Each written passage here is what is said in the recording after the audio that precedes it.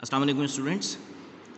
Lecture number 9.2 के साथ हम इस वक्त बात शुरू कर रहे हैं। फर्स्ट ईयर का नेचर ऑफ लाइट चैप्टर हम डिस्कस कर रहे हैं। नेचर ऑफ लाइट में हमने प्रीवियसली थ्योरीज़ पर बात की थी और उसमें हमने ये बात की थी कि न्यूटन ने ये बात कही थी, उसकी थ्योरी ये थी कि लाइट जो है वो छोटे छोटे पार्टिकल्स होते हैं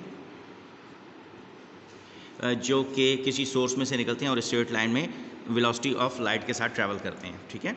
और साए का बनना वो इनकी पार्टिकल नेचर को जाहिर करता है, लाइट की पार्टिकल नेचर को जाहिर करता है। इस पर बेस्ड हाइजन ने ये थ्योरी दी थी कि लाइट जो है वो पार्टिकल नहीं है बल्कि वेव है, और जैसे पानी की वेव्स फ्लो करती है वैसे लाइट फ्लो करती है, और इसमें क्योंकि इंटरफेरेंस होता है इसलिए लाइट वेव नेचर्ड है। इंटरफेरेंस थ्योरी में यानी वेव थ्योरी में साए का बनना एक्सप्लेन नहीं होता, न्यूटन की थ्योरी में इंटरफेरेंस ऑफ लाइट एक्सप्लेन नहीं होता। वो लोग जो हाइजेंस की वेव थ्योरी से मुतासिर थे उन्होंने एक्सपेरिमेंटेशन की और उन्होंने प्रूव किया कि लाइट बेसिकली वेव नेचर है, और उन्होंने इस मकसद के लिए इंटरफेरेंस के प्रोसेस को इस्तेमाल किया। तो क्लास फर्स्ट ईयर में जो प्रैक्टिकल्स हैं, जो एक्सपेरिमेंटेशन है, जो डिस्कशन है, वो सारी इससे रिलेटेड है कि लाइट जो है वो वेव नेचर्ड है। इसमें कुछ लोग हैं, थॉमस यंग हैं, माइकलसन हैं और इवन न्यूटन ख़ुद हैं, उन्होंने भी लाइट की इस जो खुसूसियत है उसको अंडरस्टैंड कर लिया था। उन्होंने भी एक एक्सपेरिमेंटेशन की है और इंटरफेरेंस का मुशाहिदा उन्होंने ख़ुद भी अपनी लाइफ में कर लिया था। बहरहाल हम इस वक्त इंटरफेरेंस ही डिस्कस करेंगे चैप्टर 9 में, लेकिन उससे पहले कुछ फंडामेंटल्स का हमें पता होना ज़रूरी है। सबसे पहली बात तो ये है कि इंटरफेरेंस ऑफ लाइट्स का मतलब क्या है। इसका मतलब ये होता है कि कॉम्बिनेशन ऑफ टू वेव्स, जैसे ये लाइट सिग्नल है ये, और कोई दूसरा लाइट सिग्नल, ये दोनों आपस में ज्वाइन हो जाएं, ठीक है, और ज्वाइन होके कोई एक सिग्नल जनरेट करें। This is called interference of light, ठीक है, जिसमें लाइट के दो डिफरेंट सोर्सेज से आने वाली रेज एक दूसरे से मीट कर जाती हैं, एक दूसरे में दाखिल हो जाती हैं, इसे इंटरफेरेंस ऑफ लाइट कहते हैं। तो बाय डेफिनेशन हम कह सकते हैं कि कॉम्बिनेशन या superposition of two light waves coming from different sources is called interference of light. दो टाइप्स होती हैं इसके, एक को कहते हैं कंस्ट्रक्टिव इंटरफेरेंस और दूसरे को कहते हैं डिस्ट्रक्टिव इंटरफेरेंस। और ये चीज़ मैंने आपको अंडरस्टैंड करवानी है, कंस्ट्रक्टिव इंटरफेरेंस और डिस्ट्रक्टिव इंटरफेरेंस। मैं थोड़ा सा जूम आउट करता हूँ ताकि मुझे बात करने में आपसे आसानी रहे। तो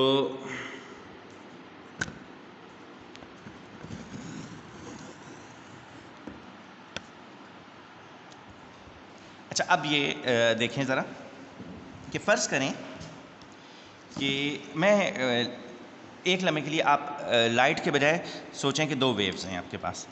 तो एक मैं यहाँ बनाता हूँ ये, और ये रे 1 है, वेव 1 समझने से आप, ये इसका एक हाफ साइकिल, ये इसका दूसरा हाफ साइकिल, और दोनों मिलके एक फुल साइकिल हो गया।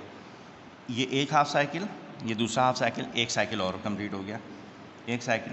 अच्छा, अब ये कोई वेव है, ठीक है, और इस वेव में कितने हाफ साइकिल्स मौजूद, कितने साइकिल्स मौजूद हैं, मैं ज़रा यहाँ मेंशन कर दूँ। आपको पता है कि एक क्रेस्ट और एक ट्रफ, ये मिलके एक साइकिल जनरेट करते हैं, ये। अच्छा, अब एक साइकिल ये है, दूसरा साइकिल, तीसरा साइकिल, ठीक है। अच्छा, ये है वेव 1। अच्छा, अब किसी जगह पर एक वेव जा रही है, उसी जगह पर एक दूसरी वेव इंट्रोड्यूस करते हैं आप, और फ़र्ज़ करें कि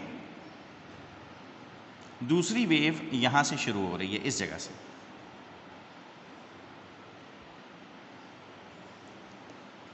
ठीक। अच्छा, अब मैं कहूँ कि ये जो वेव 2 है, ये वाली, इसका वेव 1 के साथ डिफरेंस कितना है, लेंथ का डिफरेंस कितना है। पहली रे की लेंथ है इतनी, दूसरे की है इतनी। अब ये मैं कहूँगा कि ये छोटी है, तो कितनी छोटी है, ठीक है, तो आप कहेंगे ये इतनी छोटी है। ये क्या चीज़ है, ये है लैम्डा। लैम्डा का मतलब पता है, एक क्रेस्ट से लेके दूसरे क्रेस्ट तक का डिस्टेंस, या एक ट्रफ से लेके दूसरे ट्रफ तक का डिस्टेंस लगातार, यानी फ़ौरन बाद वाले, एक फराज से लेके उसके फ़ौरन बाद वाले फराज का डिस्टेंस, या एक नशेब से लेके दूसरे फ़ौरन बाद वाले नशेब तक का डिस्टेंस, या एक कंप्लीट साइकिल की लेंथ को वेव लेंथ कहते हैं। एक कंप्लीट साइकिल, और एक कंप्लीट साइकिल होता क्या है, एक कंप्लीट साइकिल में एक अपर हाफ साइकिल, एक लोअर हाफ साइकिल, एक क्रेस्ट और एक ट्रफ शामिल होता है। ठीक है, अब अगर मैं इनको काट सकता और यूँ मिला देता तो ये इस टाइप की शेप बन जाती ना, ये तो आधा वेव हाफ साइकिल ये है, आधा ये है, दोनों ज्वाइन करें तो तकरीबन एक सर्कल बन जाएगा, इसलिए इसको साइकिल कहते हैं। अच्छा, अब ये जो आपने बनाया है, ये जो डिस्टेंस है रे 2 और रे 1 में जो फ़र्क है वो ये है। तो ये जो डिफरेंस होता है, लेंथ का डिफरेंस दो वेव्स में, इसे फिज़िक्स की अच्छी ज़बान में कहते हैं पाथ डिफरेंस। पाथ डिफरेंस, रास्ते का फ़र्क। तो इसके और इसके रास्ते का फ़र्क, इसका रास्ता इतना है, इसका रास्ता इतना है, इतना है, तो इसमें और इसमें कितना फ़र्क है, इतना फ़र्क है। कितना फ़र्क है, लैम्डा फ़र्क। तो पाथ डिफरेंस को कुछ जगहों पर डेल्टा एस से ज़ाहिर करते हैं और कहीं कहीं इसे सिर्फ एस से ज़ाहिर करते हैं, तो मैं एस लिख देता हूँ। S means path difference. तो 9 चैप्टर में जब हम एस लिखेंगे तो एस का मतलब होगा पाथ डिफरेंस। तो रे 1 में और रे 2 में पाथ डिफरेंस कितना है, लैम्डा। ठीक। अच्छा, अब अगर यहाँ गौर करें, इधर दो वेव्स हों और उनमें पाथ डिफरेंस हो लैम्डा, और आप इनको कंबाइन कर दें, ऐसे जोड़ दें एक दूसरे में, तो अगर आप जोड़ दें तो इस वेव को इस वेव के साथ ओवरलैप कर दें, यानी ये कंघी की तरह अगर मैं इनको ज्वाइन कर सकता, तो ये क्रेस्ट इस क्रेस्ट से जाके ज्वाइन हो जाएगा और ये ट्रफ इस ट्रफ के साथ ज्वाइन होगा, ये क्रेस्ट इस क्रेस्ट के साथ और ये ट्रफ इस ट्रफ के साथ ज्वाइन होगा। खुसूसियत ये है कि अगर दो वेव्स आपस में ऐसे तरीके से कंबाइन हों कि एक का क्रेस्ट दूसरे के क्रेस्ट से मिले और एक का ट्रफ दूसरे के ट्रफ से मिले, तो ऐसा इंटरफेरेंस, ऐसा मिलना, यानी ऐसा इंटरफेरेंस, वो कहलाता है कंस्ट्रक्टिव इंटरफेरेंस। कौन सा इंटरफेरेंस, कंस्ट्रक्टिव इंटरफेरेंस। तो कंस्ट्रक्टिव इंटरफेरेंस क्या होता है, when two waves combined in such a way that crest of one wave overlaps the crest of other and trough of one wave is overlapped with the trough of other, then such a interference is called constructive interference। जब constructive interference होता है किसी जगह पर, तो जो नई wave आती है उसका एम्पलीट्यूड पता है ना आपको, ये बेस लाइन है, इससे ऊपर ये जो मैक्सिमम डिस्प्लेसमेंट होता है यहाँ से लेकर यहाँ तक, ये जो एम्पलीट्यूड है इसमें इजाफा हो जाता है। ठीक है, तो जो नई जो वेव आती है उसमें एम्पलीट्यूड का इजाफा हो जाता है, यानी बड़ी वेव हासिल होती है। ठीक है, जब भी कंस्ट्रक्टिव इंटरफेरेंस होता है। रोशनी के केस में, लाइट के केस में, अगर दो सोर्सेज से लाइट आ रही हो और उनके दरमियान कंस्ट्रक्टिव इंटरफेरेंस हो जाए, तो जो रिजल्टेंट इंटेंसिटी ऑफ लाइट होती है उसमें इजाफा हो जाता है, यानी लाइट की शिद्दत में इजाफा होता है, लाइट ज़्यादा ब्राइटर महसूस होती है। ठीक है, अच्छा, ब्राइटर जैसे ये देख रहे हो, मैंने ये हाथ रखा मेरे पास, मैं अब लैब में बैठा हूँ, साइंस लैब तुम लोगों ने देख रखी है, इसमें एक तरफ जो विंडो लगी हुई है मेरे लेफ़्ट साइड पे, मैं जो वाइट बोर्ड लगा है उस तरफ बैठा हूँ टेबल पर। ठीक है, अब ये लेफ़्ट साइड पे विंडो है, उधर से रोशनी आ रही है, अब मैंने ये हाथ रखा, ये जो हिस्सा है, ये जहाँ मेरा साया आ रहा है, ये मध्यम है, इसे डार्क साइड कहते हैं, और ये जो हिस्सा है ये वाला, ये ब्राइटर है। ठीक है, इसे ब्राइट कहते हैं। होता ये है कि जब दो वेव्स, लाइट वेव्स आपस में कंस्ट्रक्टिवली इंटरफेयर करती हैं तो इस टाइप का पैटर्न मिलता है, यानी जहाँ कंस्ट्रक्टिव इंटरफेरेंस होता है यहाँ रोशनी थोड़ी ज़्यादा महसूस होती है। ठीक है, इसे ब्राइट धारी कहते हैं, ब्राइट फ्रिंज कहते हैं, ब्राइट पार्ट कहते हैं। ठीक है, तो अब मैं आपसे ये कहना चाह रहा हूँ कि अगर दो वेव्स में आपस का पाथ डिफरेंस लैम्डा हो, यानी एक वेवलेंथ जितना हो, तो उनमें जब इंटरफेरेंस होगा तो खुद ब खुद एक का क्रेस्ट दूसरे के क्रेस्ट से मिलेगा, एक का ट्रफ दूसरे के ट्रफ से मिलेगा, और ऐसे में कंस्ट्रक्टिव इंटरफेरेंस होगा। ठीक, समझ में आती है थोड़ी सी बात। तो अब हम क्या याद कर रहे हैं, हम ये याद कर रहे हैं कि अगर दो वेव्स ऐसे ज्वाइन हों कि उनके दरमियान पाथ डिफरेंस 1 लैम्डा के इक्वल हो, तो उनमें कंस्ट्रक्टिव इंटरफेरेंस होता है। ठीक है, और क्यों होता है, क्योंकि क्रेस्ट से क्रेस्ट मिलता है और ट्रफ से ट्रफ मिलता है। ठीक, यहाँ तक बात समझ में आती है। अब थोड़ा आगे चलें। अब फ़र्ज़ करो कि मैं एक और वेव की बात कर रहा हूँ और ये कोई तीसरी वेव, ठीक है, और ये शुरू हो रही है इस जगह से। ठीक है, अच्छा ये है वेव 3। वेव 1 के साथ देखो, यहाँ से लेके यहाँ तक का फासला ये लैम्डा, यहाँ से लेके यहाँ तक का फिर एक पूरा साइकिल, फिर एक लैम्डा, तो एक लैम्डा ये, एक लैम्डा ये, कितना लैम्डा हो गया। अब मैं कहूँ कि ये थर्ड रे और फर्स्ट रे इन दोनों में, अच्छा मैं आसानी के लिए अगर इसे मिटा दूँ कोई मसला तो नहीं है, ठीक है, क्योंकि इसका तो मैं पार्ट डिफरेंस लिख चुका हूँ पहले ही ना कि S is equal to lambda है, ठीक है। और अब मैं यहाँ पे इसकी बात कर रहा हूँ, ये और ये, तो ये वेव उससे छोटी है कि बड़ी है, ठीक है, छोटी है, कितनी छोटी है, ये मैं कह रहा हूँ इसकी बात कर रहा हूँ, ये वेव इस वाली वेव से छोटी है, कौन सी छोटी है, ये वाली छोटी है, ठीक है, ये वाली छोटी है, कितनी छोटी है, इतनी प्लस इतनी, यानी कितना लैम्डा, तो ये छोटी है 2 लैम्डा, तो पाथ डिफरेंस कितना हो गया इस जगह पर, इस केस में पाथ डिफरेंस है 2 लैम्डा, पहले कितना था 1 लैम्डा, 1 लैम्डा में तो कंस्ट्रक्टिव इंटरफेरेंस हो, 2 लैम्डा में क्या होगा, अगर मैं इस वेव के साथ ओवरलैप करूं, ज्वाइन करूं, तो क्रेस्ट से मिल जाएगा, ट्रफ से मिल जाएगा, और जब भी दो वेव्स के दरमियान क्रेस्ट से क्रेस्ट मिले और ट्रफ से ट्रफ मिले तो जो इंटरफेरेंस होता है वो कंस्ट्रक्टिव इंटरफेरेंस होगा। ऐसे में अगर रोशनी का केस हो तो ज़्यादा ब्राइटर जो रोशनी है वो हमें मिलेगी, ठीक है। तो ये है कंस्ट्रक्टिव इंटरफेरेंस की कंडीशन, यानी क्या कंडीशन है कि अगर दो वेव्स में, मैं क्या कहना चाह रहा हूँ कि अगर दो वेव्स में पाथ डिफरेंस हो लैम्डा, या पाथ डिफरेंस हो 2 लैम्डा, या पाथ डिफरेंस हो, हाँ बोलो 3 लैम्डा, या पाथ डिफरेंस हो 4 लैम्डा, या पाथ डिफरेंस हो m लैम्डा, m शोज 0 1 2 3, ठीक है, m कोई भी नंबर हो सकता है, होल नंबर, तो अगर पाथ डिफरेंस इंटीजर्स में हो, होल नंबर्स में हो, यानी 1 lambda 2 lambda 3 lambda 4 lambda, even 0 lambda, 0 lambda में क्या होगा, यानी एक वेव ये है और दूसरी वेव इसके साथ वो भी यहीं से शुरू हो गई,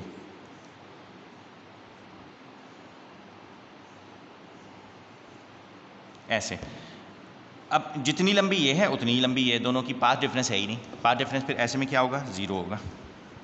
ऐसे में अगर ये दोनों वेव्स को एक दूसरे से कंबाइन करें, यानी यूँ जोड़ दें एक दूसरे के ऊपर, तो क्रेस्ट से क्रेस्ट मिलेगा, ट्रफ से ट्रफ मिलेगा, और इससे क्या होगा, कंस्ट्रक्टिव इंटरफेरेंस होगा। तो मैं ये कहना चाह रहा हूँ कि अगर दो वेव्स में पाथ डिफरेंस हो m लैम्डा, और m का मतलब क्या है, 0 1 2 3, कोई भी इंटीजर नंबर, तो ऐसे में इंटरफेरेंस कंस्ट्रक्टिव इंटरफेरेंस होता है। ये जो इक्वेशन मैंने आपके सामने लिखी है ये कहलाती है कंडीशन फॉर कंस्ट्रक्टिव इंटरफेरेंस। क्या कहोगे इसे, कंडीशन फॉर कंस्ट्रक्टिव इंटरफेरेंस। तो मैं इस पर कुछ लिख नहीं रहा हूँ, नोट नहीं लिख रहा हूँ, मैं इसको ना शेयर कर दूंगा तुमसे, ठीक है। तो कंस्ट्रक्टिव इंटरफेरेंस और डिस्ट्रक्टिव इंटरफेरेंस की डेफिनेशन मैं ये शेयर कर दूंगा, वहाँ से देख के आप लोग लिख लेना, ठीक है। तो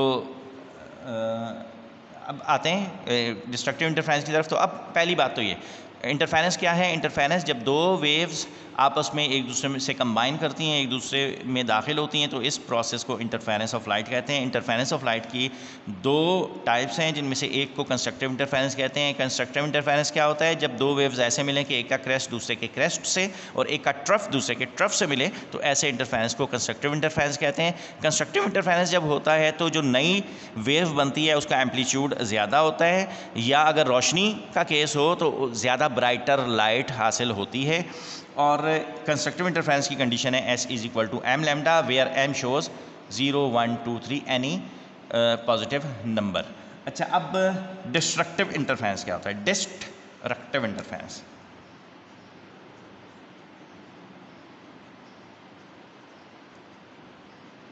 डिस्ट्रक्टिव इंटरफेरेंस ये पूरा आप लिख लीजिएगा, ठीक है। अच्छा, डिस्ट्रक्टिव इंटरफेरेंस में क्या होता है कि ये, अब मैं डायग्राम बनाता हूँ आपके सामने, शायद ये आपको थोड़ा सा क्लियर हो जाए।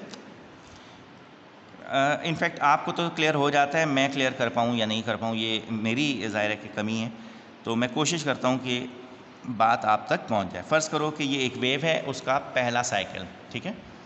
अच्छा, अच्छी बात ये है कि मैं जब ये साइकिल बनाऊँ तो साथ ही नीचे मेंशन कर दूँ कि कहाँ तक ये जाएगा, ठीक है, तो इससे मुझे आगे आसानी रहती है। और ये दूसरा साइकिल,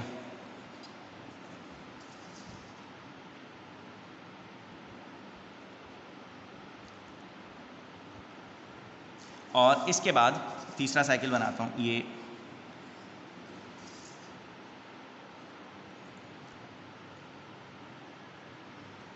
और इसके बाद चौथा साइकिल, 4 साइकिल। अच्छा, अब ये 4 साइकिल हो गए, ठीक है, ये तो मेन वेव हो गई। अब दूसरी वेव फर्स्ट करो कि वो शुरू होती है इस जगह से,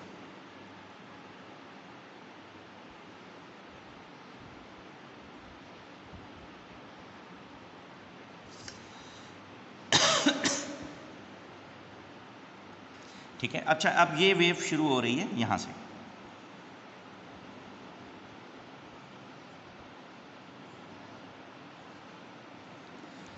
अच्छा, अब एक वेव 1 वेव 2, अच्छा, ब्लू वेव और रेड वेव, तो ब्लू वेव ये वाली है, रेड वेव ये वाली है, ठीक है।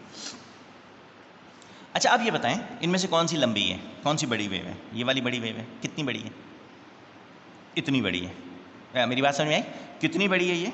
इतनी बड़ी है, क्योंकि ये यहाँ से शुरू हो रही है, ये यहाँ से शुरू हो रही है, तो ये फ़र्क है इन दोनों में, ठीक है, ये फ़र्क है इन दोनों में, ये यहाँ से लेके यहाँ तक। अच्छा, ये है क्या यहाँ से लेके यहाँ तक? ये पूरा तो होता है 1 लैम्डा, एक पूरा साइकिल है ना, ये तो लैम्डा होता है, तो ये क्या है? ये कहलाएगा half lambda, half lambda, lambda by 2, यानी मैं कह सकता हूँ पाथ डिफरेंस दोनों में कितना है? Lambda by 2। नज़र आ रहा है आप? हाँ। अच्छा, ये लैम्डा बाय 2 है। अच्छा, अब बताओ मुझे कि अगर मैं इन दोनों को कंबाइन करूं, इसको इससे कंबाइन करूंगी, ठीक है, तो अब देखो, इन दोनों को कंबाइन करूं, यानी इनको आपस में जोड़ूं, यूं, तो जब मैं इन दोनों को आपस में जोड़ूंगा तो ये ट्रफ इस क्रेस्ट से मिलेगा, ये क्रेस्ट इस ट्रफ से मिलेगा, ये ट्रफ इस क्रेस्ट से मिलेगा, यानी ऐसी वेव को जो कि हाफ लैम्डा का पार्ट डिफरेंस रखती है, इन्हें जब दोनों को आपस में ज्वाइन करूंगा तो इन में क्रेस्ट और ट्रफ ओवरलैप करेंगे। इस तरह जो नई वेव आएगी उसका जो एम्पलीट्यूड होगा वो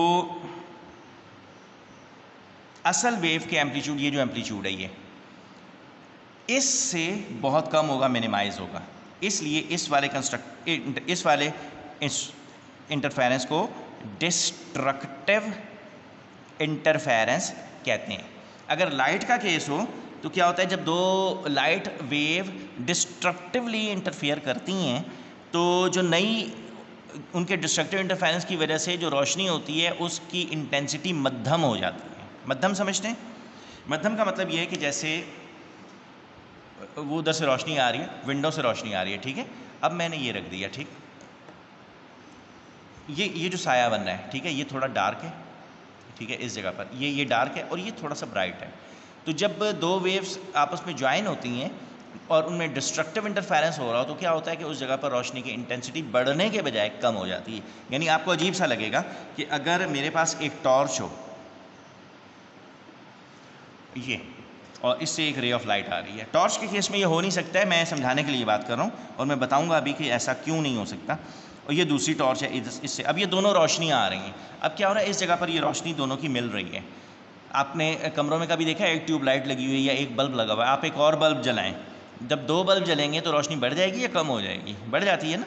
तो बल्ब के केस में रोशनी बढ़ जाती है, लेकिन जब आप इंटरफेरेंस का केस अप्लाई करते हैं, एक बल्ब जल रहा है उसमें दूसरा बल्ब जलाएं तो डिस्ट्रक्टिव इंटरफेरेंस अगर हो रहा हो तो रोशनी कम हो जाती है। ये बड़ी अजीब सी बात है? तो लाइट के केस में ऐसा होता है और मैं इंटरफेरेंस की जब कंडीशंस पढ़ाऊंगा तो उसमें हम देख लेंगे कि ऐसा कब होता है।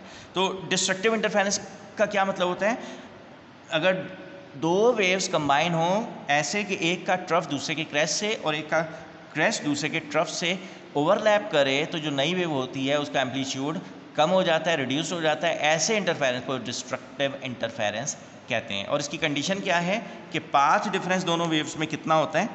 इतना होता है, यानी कितना? s = λ/2। एक बात। अच्छा, अब थोड़ा सा और इसको आगे बढ़ाते हैं। फर्ज करो कि कोई वेव, अच्छा अब ये यहाँ तक का डिस्टेंस आपको पता है, ये है λ/2 और ये क्या है, ये है पूरा लैम्डा।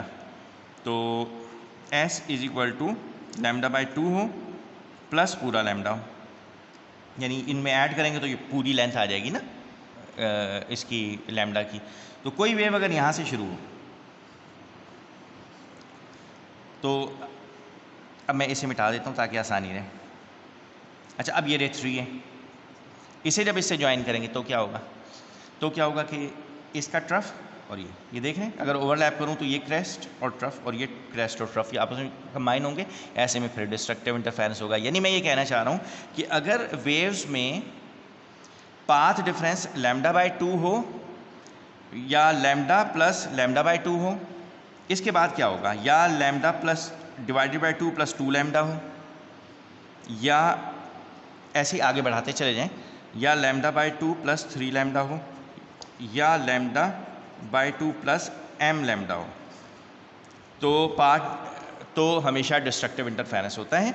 यानी कंडीशन फॉर डिस्ट्रक्टिव इंटरफेरेंस होती है m+½ × λ। यानी मैं आपके सामने अभी लिख के आया हूँ ना, जैसे λ/2 + mλ, इसमें से λ अगर कॉमन ले लूँ तो ये आ जाएगा ½ + m, तो s = m+½ × λ। इसे ऐसे भी लिख सकते हैं, m का मतलब है 0, 1, 2, 3 यानी कोई भी नंबर। तो अगर दो वेव्स के दरमियान इंटरफेरेंस हो ऐसी सूरत में कि उनका पाथ डिफरेंस m+½ λ हो, तो ऐसे में हमेशा उनके दरमियान डिस्ट्रक्टिव इंटरफेरेंस होता है। ये कहलाती हैं कंडीशन फॉर इंटरफेरेंस। तो कंडीशन फॉर कंस्ट्रक्टिव इंटरफेरेंस क्या होती है, s = mλ, और कंडीशन फॉर डिस्ट्रक्टिव इंटरफेरेंस क्या होती है, s = m+½ λ। क्लियर? अच्छा, अब इंटरफेरेंस जब आप करवाते हैं तो उसकी कंडीशन क्या होनी चाहिए? 3 कंडीशंस हैं उसकी। कि एक पहली बात, ये देखें, ये नज़र आ रहा है, पता नहीं आपको, ठीक है, characteristic of light for interference. जो भी लाइट का आपने इंटरफेरेंस करवाना है उसमें कंडीशन क्या? Number 1, light must be monochromatic. Light monochromatic होनी चाहिए। अच्छा, आम लाइट जो आप के इर्द गिर्द फैली हुई है, वाइट लाइट, इसमें कितने कलर्स हैं? इसमें 7 कलर्स हैं। तो ये मोनोक्रोमेटिक नहीं है, बल्कि ये 7 कलर्ड लाइट है, मल्टी कलर लाइट है। मोनोक्रोमेटिक का मतलब होता है सिंगल कलर्ड लाइट, जिसमें सोडियम लाइट हो सकती है। क्रूक्स ट्यूब में जब आप सोडियम को क्रूक्स ट्यूब में भरते हैं और उसको करंट देते हैं तो उसमें से जो लाइट निकलती है वो मोनोक्रोमेटिक होती है, उसमें सिर्फ एक रंग होता है, यक रंगी लाइट है इसको कहते हैं, ठीक है, एक रंग वाली लाइट। अच्छा, इसी तरह हाइड्रोजन गैस को जब आप इलेक्ट्रिसिटी देते हैं तो उससे भी लाइट इमिट होती है और वो लाइट भी मोनोक्रोमेटिक लाइट होती है, यानी एक रंग की लाइट होती है। अच्छा, दूसरी कंडीशन क्या होनी चाहिए कि जब आप इंटरफेरेंस करवा रहे हों तो जो लाइट आप यूज़ करें, लाइट मस्ट बी कोहेरेंट होना चाहिए। कोहेरेंट का मतलब होता है उसकी फ्रीक्वेंसी और वेवलेंथ सेम होना चाहिए, सेम होना चाहिए, बिल्कुल एक जैसा। अच्छा, अब लाइट की वेवलेंथ वैसे ही बहुत कम होती है। आम तौर पे जो ऑर्डिनरी लाइट की वेव हम यूज़ कर रहे होते हैं उसकी वेवलेंथ होती है 10⁻⁻7 मीटर, यानी कि 0.00000 1 2 3 4 5 6 7 मीटर, ये 1 मीटर का इतना हिस्सा। तो अब ये इतना छोटा है, मिलीमीटर तो तुमने देखा है ना, ये जो स्केल है, ठीक है, ये अब ये देख रहे हो मिलीमीटर, 0 से लेके 1 तक 10 मिलीमीटर है। तो देख लो ये मिलीमीटर कितना है इस पहली लाइन से लेके दूसरी लाइन तक का डिस्टेंस, ठीक है, बहुत कम होता है। इस मिलीमीटर के भी फिर 1000 हिस्से हों, ठीक है, तो देख सकते हो कितना छोटा होगा, यानी बहुत ही छोटा। तो इतना छोटा वेवलेंथ है लाइट का। तो ऐसी लाइट जिनका वेवलेंथ सेम हो, आपको पता है ना, वेवलेंथ अगर चेंज हो तो लाइट का कलर चेंज हो जाता है, ठीक है। तो लाइट, रेड लाइट और येलो लाइट क्यों डिफरेंट है एक दूसरे से? क्योंकि दोनों का वेवलेंथ डिफरेंट है। तो अगर वेवलेंथ चेंज करेंगे तो कलर चेंज हो जाएगा। इसलिए कहते हैं कि जो लाइट आप यूज़ करेंगे उसका कलर भी सेम होना चाहिए और उसकी वेवलेंथ भी सेम होनी चाहिए, यानी मोनोक्रोमेटिक भी हो, वेवलेंथ भी सेम ही हो। तो अब दूसरी बात, distance between sources must be equal और comparable with the lambda of light use. यानी कि क्या मतलब हो गया कि अगर आपके पास एक टॉर्च है, अभी मैं जो कह रहा था कि टॉर्च के केस में इंटरफेरेंस पॉसिबल नहीं है। वो क्यों पॉसिबल नहीं है? ये एक टॉर्च है आपके पास, ठीक है, रोशनी वाली, इसमें से आप लाइट फेंक रहे हो, ये लाइट जा रही है, और एक टॉर्च ये, ठीक है, एक वेव इधर से आ रही है। अच्छा, एक सोर्स ये है, इसे मैं S1 कह देता हूँ, एक सोर्स ऑफ लाइट ये, इसे मैं S2 कह देता हूँ। इन दोनों के दरमियान डिस्टेंस, ये वाला डिस्टेंस, ये कितना होना चाहिए? 1×10⁻⁷ मीटर, क्योंकि लाइट जो है ना उसका वेवलेंथ अप्रॉक्सीमेटली इस रेंज का होता है। तो इन दोनों सोर्सेज के दरमियान जो फासला है वो इससे ज़्यादा नहीं होना चाहिए। अगर इससे ज़्यादा होगा तो इंटरफेरेंस होगा ही नहीं। तो इतना करीब इन दोनों सोर्सेज को हम कर नहीं सकते, ठीक है। दो बल्ब्स लेके हम उन्हें इतना करीब नहीं कर सकते कि जो लाइट उनमें से निकल रही है उसके वेवलेंथ से भी करीब आ जाए वो। तो ऐसा नहीं हो सकता, इसलिए आम घरों में, आम कमरों में इंटरफेरेंस ऑफ लाइट हम ऑब्ज़र्व नहीं करते हैं। तो आज हमें क्या बात पता चल गई, इंटरफेरेंस क्या है। इंटरफेरेंस वो फिनोमेना है जिसमें दो वेव्स एक दूसरे में इंटरफेयर करती हैं, ओवरलैप करती हैं, ये एक दूसरे से कंबाइन करती हैं। इस फिनोमेना को कहते हैं इंटरफेरेंस। इंटरफेरेंस की दो टाइप्स हैं, एक को कहते हैं कंस्ट्रक्टिव इंटरफेरेंस। कंस्ट्रक्टिव इंटरफेरेंस की कंडीशन ये है कि path difference between two waves s = m lambda होना चाहिए, और डिस्ट्रक्टिव इंटरफेरेंस की कंडीशन क्या है कि पाथ डिफरेंस m + ½ लैम्डा होना चाहिए। डिस्ट्रक्टिव इंटरफेरेंस में ट्रफ से क्रेस्ट मिलता है, क्रेस्ट से ट्रफ मिलता है, और कंस्ट्रक्टिव इंटरफेरेंस में ट्रफ से ट्रफ और क्रेस्ट से क्रेस्ट मिलता है। अच्छा, अब जब इंटरफेरेंस करवाना हो तो उसकी तीन कंडीशंस हैं कि जो लाइट आप यूज़ करें वो मोनोक्रोमेटिक हो, यानी एक रंग की हो। दूसरी बात, उसमें कोहेरेंस हो। कोहेरेंस का मतलब ये है कि उसकी फ्रीक्वेंसी और उसकी वेवलेंथ सेम हो। तीसरी बात कि जो दो सोर्सेज आप यूज़ करें जिनमें आपने इंटरफेरेंस करवाना है, तो उन दोनों सोर्सेज के दरमियान का फासला जो लाइट है उसके वेवलेंथ के इक्वल हो या बराबर हो या कंपेरेबल हो, यानी करीब करीब हो, तब तो इंटरफेरेंस होगा, अदरवाइज़ नहीं हो। ये तीन कंडीशंस हो गई इंटरफेरेंस की। तो अब हमने आगे जो पढ़ना है वो इंशाल्लाह यंग्स मॉड डबल स्लिट एक्सपेरिमेंट पढ़ना है, वो हम अगले लेक्चर में करेंगे। थैंक यू बेटा, ये आपने लिख के अपलोड कर देना, मैं इसका रिटन वर्क भी आपको ख़ुद ही प्रोवाइड कर दूंगा, उसमें से देख के लिखिए। एक दफ़ा आपके हाथ से लिखवाने का मकसद दरअसल ये है कि एक दफ़ा आपकी अंडरस्टैंडिंग हो जाए कि आप जो सुन रहे हैं या जो लिख रहे हैं उसका मतलब क्या है। थैंक यू बेटा, थैंक यू वेरी मच, अल्लाह हाफ़िज़।